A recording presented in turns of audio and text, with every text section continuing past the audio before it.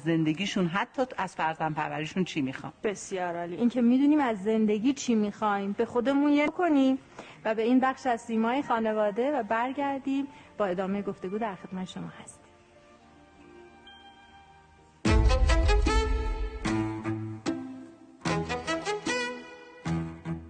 سلام علیکم، خوب هستی؟ خیلی خوشحالم. ای ابابک ای لعین حق باز، میکنم لعنت به تو در هر نماز.